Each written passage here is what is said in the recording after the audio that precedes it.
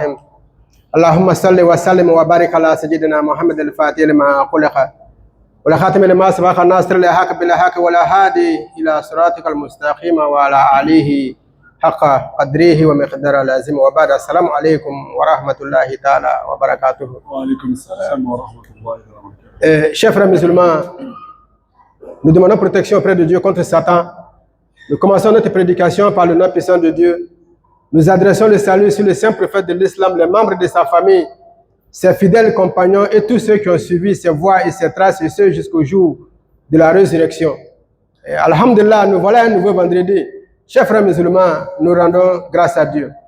Et très rapidement, le thème que nous sommes en train de voir avec Oustaz El Hadji Khalil Sako concerne le chapitre qu'on a eu abordé avec lui ici il y a de cela quelques vendredis, concernant certains bons comportements que le prophète a énumérés, que tout bon musulman doit avoir. On vous a parlé de quelques-uns les vendredis précédents.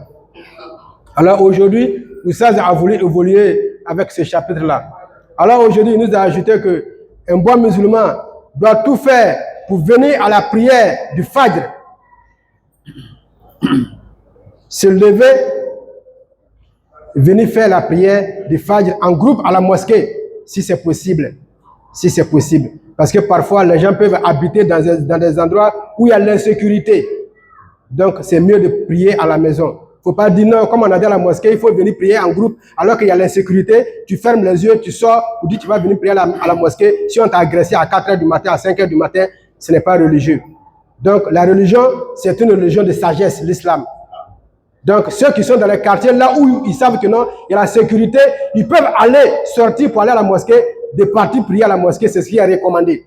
Mais quand il y a l'insécurité, il est préférable de prier chez soi à la maison. Donc, le prophète nous dit qu'un musulman qui se lève le matin très tôt et venir prier la prière de Fajr est très recommandé en islam. Ensuite, le prophète dit, un musulman, tout musulman, il est demandé à tout musulman de chercher à apprendre à lire le Coran. Il faut apprendre à lire le Coran. C'est très important. Parce que pour prier, il faut les versets coraniques. Il faut les versets coraniques. Mais combien d'entre nous apprenons à lire le Coran? Nous n'avons pas le temps pour ça. Nous n'avons pas le temps pour ça. Très souvent, nous disons que non, bon, moi, à mon âge, là, vraiment, est-ce que je peux encore apprendre le Coran? Ah, moi, dans ma tête, là, il y a beaucoup de trucs dans ma tête, hein, je ne peux plus apprendre le Coran. Mais pourtant, tu as pris un maître de maison pour t'apprendre le français. Parce que tu sais que non, au Congo, ici, pour travailler, si tu ne comprends pas le français, c'est difficile. Mais à ton âge, tu as pris un maître de maison, tu as appris le français. Comme je l'ai toujours dit, pour partir encore à Dubaï, tu as vu que non, à partir d'Éthiopie, le français ne marche plus, tu as appris à apprendre l'anglais. Pour partir en Chine, tu as appris l'anglais. Mais le Coran, il faut l'apprendre. Tu dis que non, à ton âge là, vraiment c'est compliqué. Est-ce que je peux encore apprendre? La plupart des Sahaba qui étaient avec le prophète, Oussad vient de le dire, ils ont appris le Coran, ils avaient déjà 40 ans passés. La plupart d'entre eux. Abou Bakr, Ousmane, Oumar, quand ils apprenaient le Coran, ils avaient 40 ans passés. Mais vous et moi, nous avons quel âge? Et pour dire que non, on ne peut pas apprendre le Coran à notre âge, on a beaucoup de choses dans la tête. C'est de la négligence. Alors le prophète dit qu'apprendre le Coran doit être un devoir pour tout fidèle musulman. Ensuite, le prophète ajoute que un musulman qui est déjà parti au pèlerinage une fois, c'est ce qui est obligatoire. Mais après 5 années d'absence à la Mecque, il est recommandé de revenir encore visiter la Kaaba. Donc, si vous avez les moyens, chaque 5 ans, allez visiter la Kaaba, ça aussi, le prophète l'a recommandé.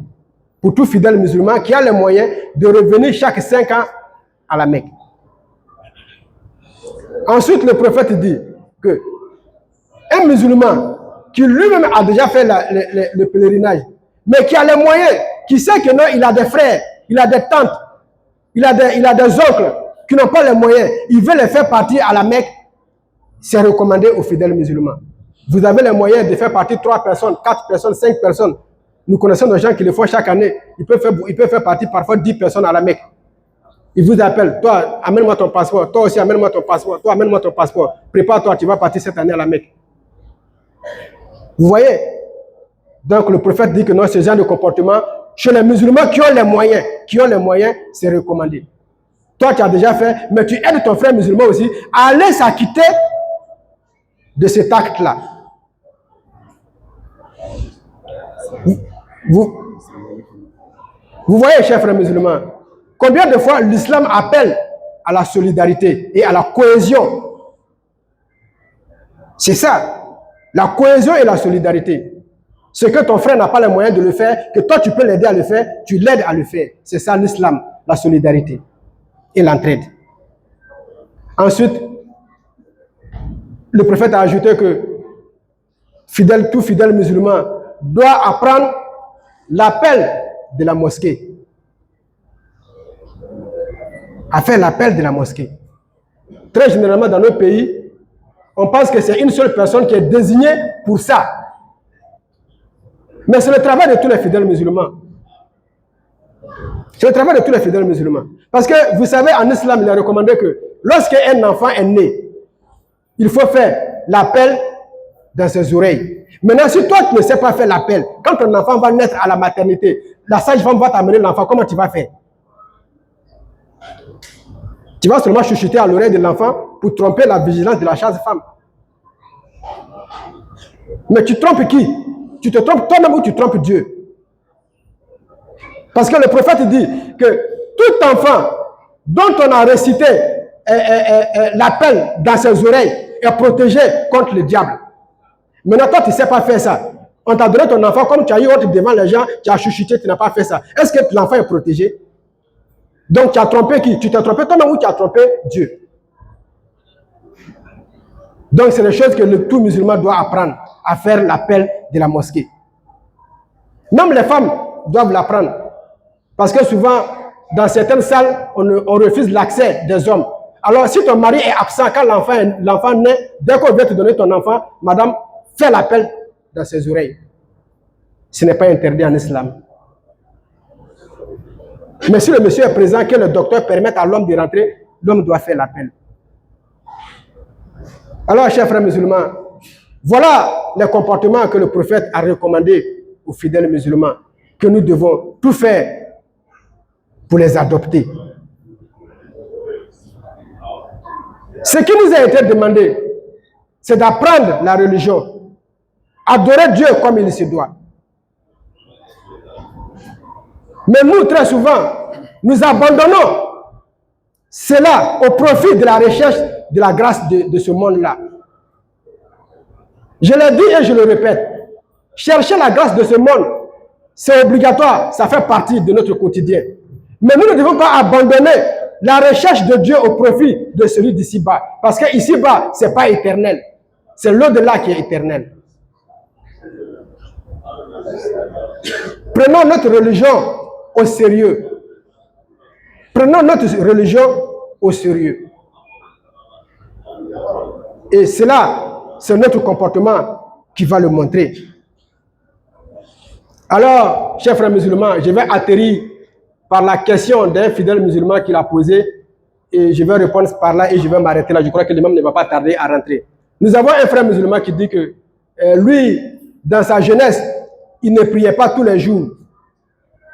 Bon, maintenant, il a regretté cet acte-là.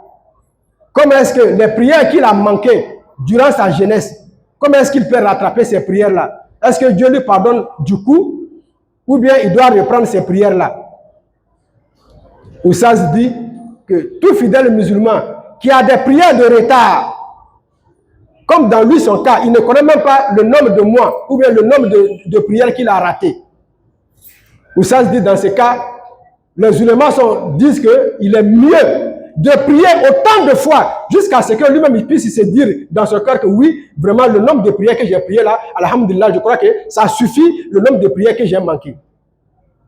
Donc c'est à lui de voir. Il prie jusqu'à ce que lui-même il puisse dire que oui, vraiment, ce que j'ai prié là est coquille. Donc il prie autant de fois qu'il peut le faire. C'est ce qu'on peut lui dire. Et ensuite, il doit demander pardon à Dieu. Parce que tu as fait la prière en retard alors que tu pouvais le faire à temps. Ça, c'est de la négligence. C'est de la négligence. Donc, après avoir fait la prière, tu dois aussi demander pardon à Dieu. Donc, et ce pardon-là doit être effectif. C'est ça. Nous, quand nous demandons pardon, aujourd'hui, demain, on recommence les mêmes choses. On demande pardon aujourd'hui, demain, on recommence les mêmes choses. Ça, c'est pas le pardon. Ça, c'est se foutre de Dieu. L'imam Malik dit que demander pardon, c'est regretter ce qu'on a fait. Il faut regretter d'abord.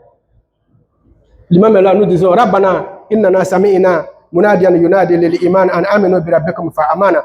Rabbana la tuzigh qulubana ba'da idh hadaytana. Subhana rabbika rabbil izzati amma yasifun wa salamun alal mursalin walhamdulillahi rabbil alamin.